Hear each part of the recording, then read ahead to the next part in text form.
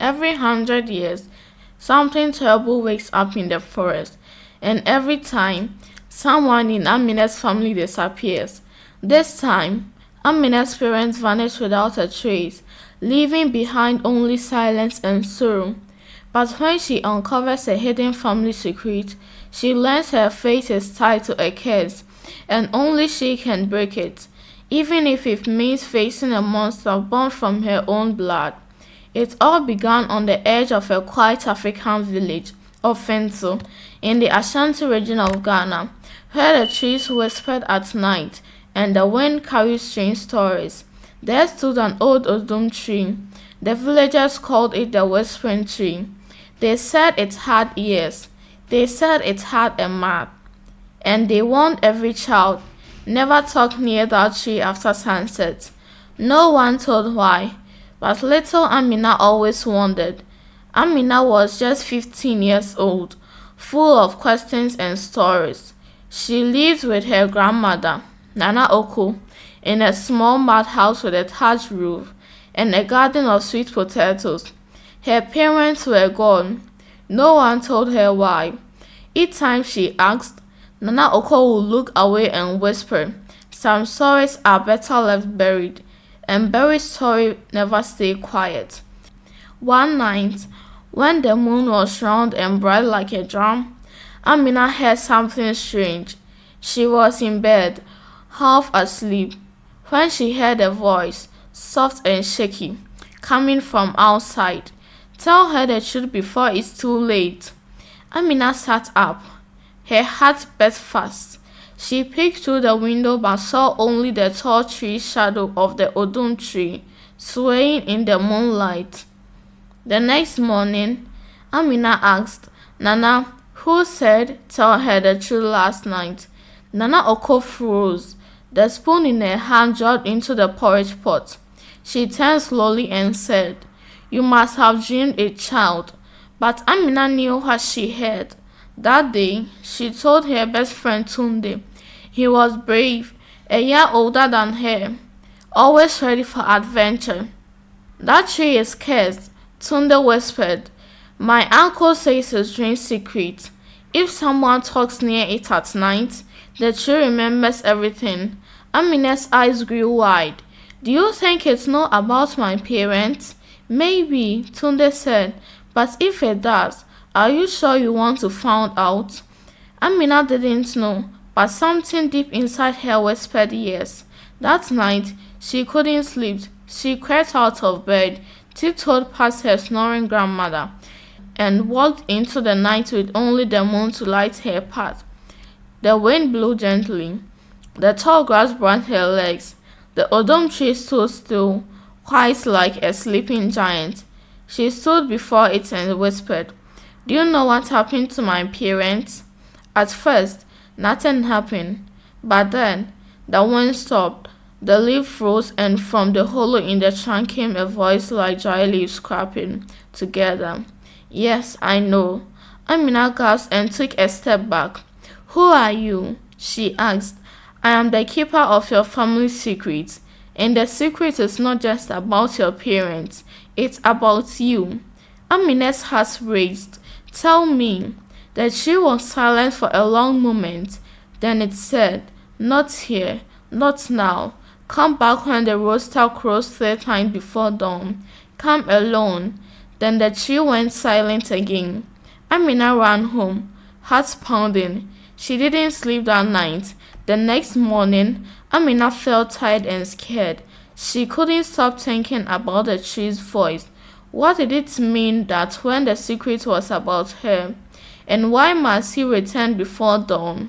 At breakfast, Nana Oko looked at her closely. "You didn't sleep well," she said. "I'm fine," Nana answered quickly, pushing her porridge around her bowl. Nana didn't ask more, but her eyes were full of worry. That night, Amina waited.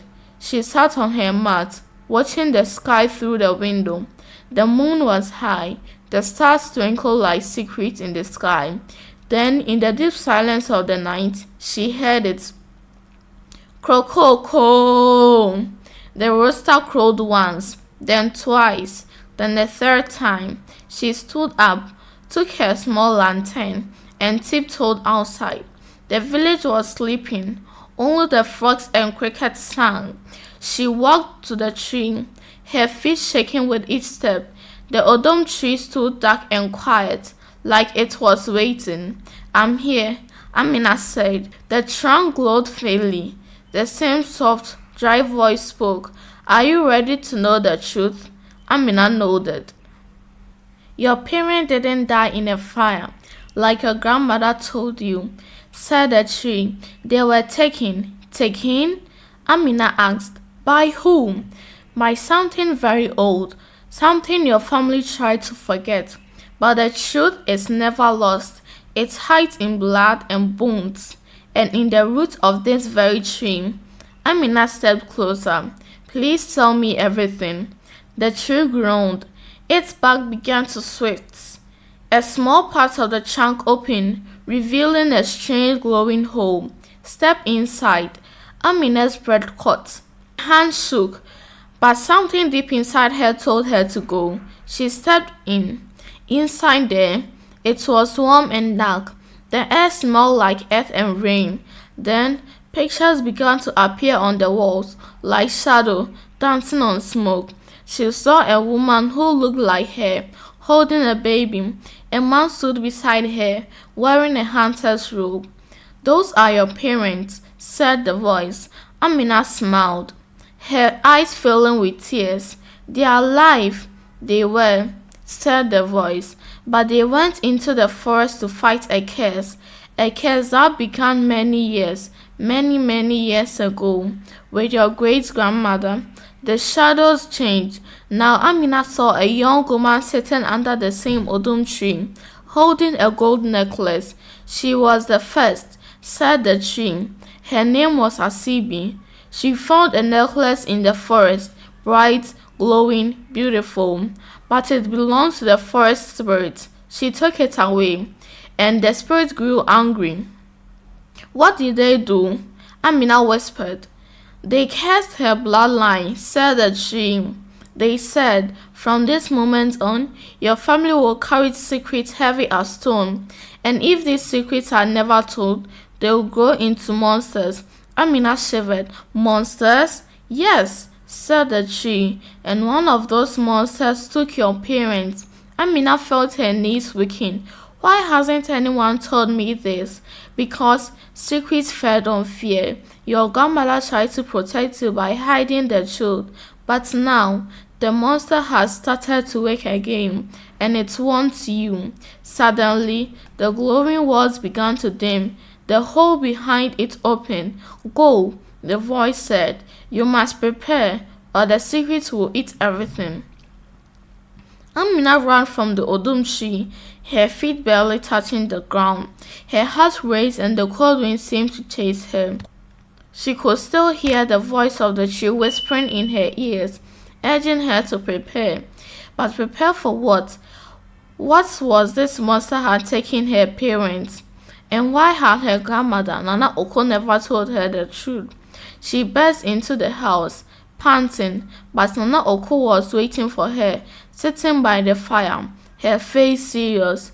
"You went to the tree, didn't you?" Nana Oko's voice was calm, but there was a tremor behind it. Amina couldn't speak at first.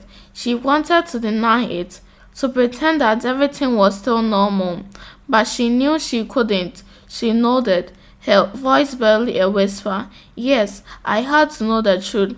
Nana Oko breathed deeply. "I knew this day would come." Amina felt a cold chill run down her spine. She sat beside her grandmother, her body trembling. "Tell me, Nana, what is this curse? Why did you keep it from me?" Nana Oko's eyes filled with tears. She reached out and gently held Amina's hand, as if trying to protect her from the terrible truth.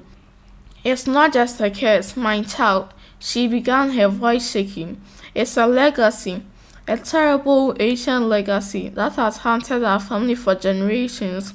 Amina leaned forward, her eyes wide in fear of curiosity. "Tell me, please." Nana Oko took a deep breath. Many years ago, Your great-grandmother, Asibi, discovered something in the forest. It was a necklace, glowing, bright and beautiful, but it didn't belong to her. It belonged to the forest spirit. When she took it, they cursed her. Amina's heart pounded. What did the curse do? The curse was not just for Asibi. Nana Oku continued. It was for all of us. The spirit said that the secret of the necklace would bring great pain and darkness, and it did. Our family has carried that curse ever since. Amina said that to her grandmother in disbelief. But why didn't you tell me? Why didn't you warn me? Nana Oko looked away, her eyes clouded with guilt. I wanted to protect you, Amina. The curse grew stronger with each generation. I thought if I kept it from you, if you never knew the truth, maybe you would escape it.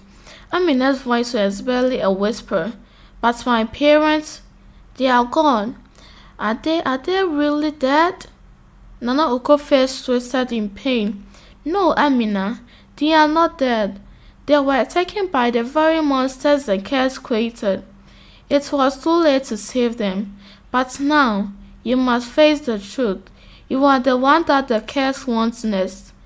The words hung very heavy in the air, and Amina felt a cold shiver run down her spine.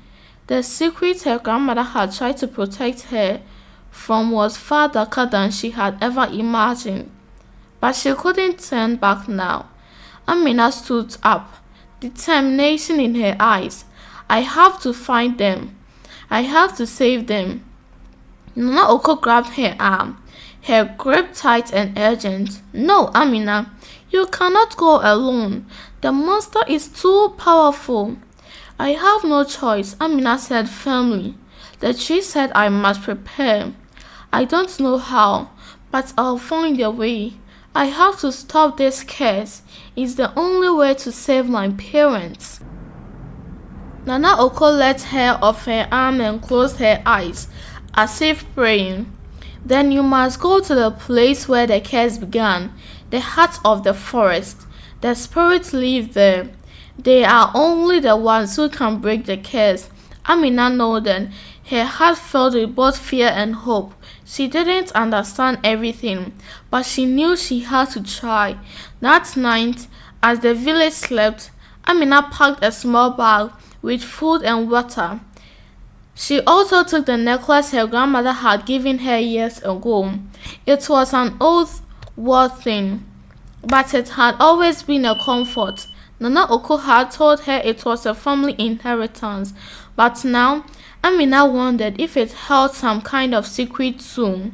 She left the house quietly, slipping past the sleeping form of her grandmother, and made her way into the night.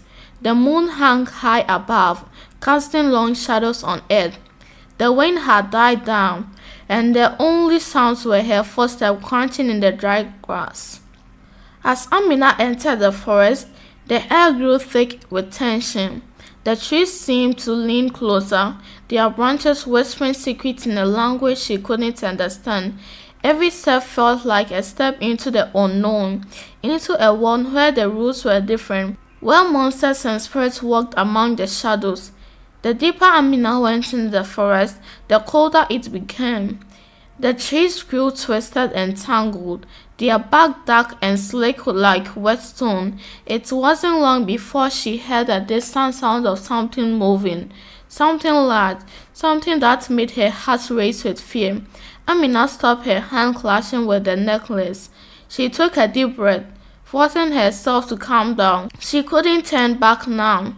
She had to keep going. And then, just as she thought she might be lost, she saw it, a faint light in the distance, glowing softly through the trees. It was the only light she had seen in the forest, and it seemed to call her. She walked towards it, her feet lightened on the forest floor. As she drew closer, she saw a figure standing in the glow. It was a woman, tall and loyal, with long hair, flowing hair, and a crown of leaves. Her skin shined like moonlight, and her eyes were ancient and wise. You have to come. The woman said in a voice that sounded like the wind itself. The time has come for the curse to be broken. Amina felt a chill in her bones. Who are you? She asked, her voice trembling. I am the forest spirit, the woman replied. I was once bound by the curse, but I have waited for the one who could undo it. You are the king. Amina, your bloodline holds the power to break the curse, but only if you face the truth. Amina stepped forward, feeling the weight of the spirit's words. How do I break the curse? How do I save my parents? The forest spirit's eyes shone brightly. You must face the monster that harms your family, the one who took your parents, but be warned, Amina, this monster is not what you think. It's a part of you, a part of your bloodline. The curse feeds on the darkness within, and it has grown stronger with each generation. Amina felt a wave of nausea. You mean the monster is part of me? Yes, the spirit said, but you can defeat it. You must face your own fears, your own darkness. Only then will the curse be lifted. Amina nodded. True fear still jabbed her heart. She didn't understand everything the spirit was saying, but she knew she had to try. For her parents, for her family, for herself. The spirit raised her hands, and the forest around Amina seemed to come alive. The trees swayed, the ground trembled, and the air crackled with energy. Go now, the spirit said. The monster is near, but are you ready? You must find it, face it, and make it vanish. Only then will the curse be broken. Amina took one last look at the spirit, then turned towards the darkness ahead. She had no choice but to follow the path into the heart of the forest, where her destiny awaited. Amina walked deeper into the forest, her feet moving swiftly but cautiously over the soft earth. The earth around her felt heavily, filled with ancient power, and the trees seemed to whisper secrets in languages she couldn't understand. She couldn't shake the fear of feeling that something was watching her, something that had been waiting for arrival for so long. With each step, the forest grew darker. The canopy of the trees above blocked out of the moonlight, casting everything in shadows. But Amina pressed on, her determination outweighing her fear. She had to face the curse, face the monster that has taken her parents, and break the dark legacy that has haunted her family for generations. As she walked, she clasped the necklace her grandmother had given her. The necklace that had once seemed like a simple family inheritance now felt like something more, something that connected to her ancestors, to the very root of the curse itself. Could it help her? Could it hold the key to defeating the monster? Her thoughts were interrupted by a low, deep roar from something in the shadows. Amina froze. She could feel her heart pounding in her chest. A loud drum beat in the quiet of the forest. The sound came closer. Heavy footsteps, slow but deliberate. Something or someone was coming towards her. Who is there? Amina called out, her voice trembling but firm. The roar answered, and out of the darkness emerged a figure. It was tall and curved, its body covered in shadow, with eyes that glowed like embers in the night. The creature's face was twisted, half human, half monstrous, and it had long claws that scraped the ground with each step. Amina gasped and started back, her heart racing. This was it. The monster that has haunted her family for so long. The very thing that has taken her parents. But as she looked into its eyes, something strange happened. A flicker of recognition stirred within her. It wasn't just a monster. It was more than that. It was connected to her bloodline. You, Amina whispered, taking a step forward, her voice shaking. You are part of me. The monster titled its head, its glowing eyes fixed on hers. For a moment, there was silence, just the sound of Amina's breath and the distant rustle of leaves. Then the monster spoke in a voice that was both her own and not her own, a voice filled with anger and pain. Yes, it hissed. I'm part of you. I'm a part of darkness that runs through her blood. I'm the curse that your ancestor brought upon us all. Amina swallowed hard, her thoughts racing. She remembered the forest spirit's word. The curse feeds on the darkness within. This creature, this monster, was a part of her family's past, a part that has been buried for too long. You don't have to be this way, Amina said, her voice steadying. I know what happened. I know about the necklace and the curse, but I won't let it control me. I won't let it destroy my family. The creature's eyes flickered with what could have been amusement, but it was quickly replaced by an overwhelming anger. You think you can stop me? You think you can defeat me? I am the curse. I am the darkness that has haunted your family for generations. Amina felt a surge of fear, but she refused to back down. She remembered the forest's advice. She had to face the darkness within. She had to confront the fear that had lived in her heart as far as she could remember. She held up the necklace. This is part of the curse, but it also is a part of me. I won't let it control me anymore.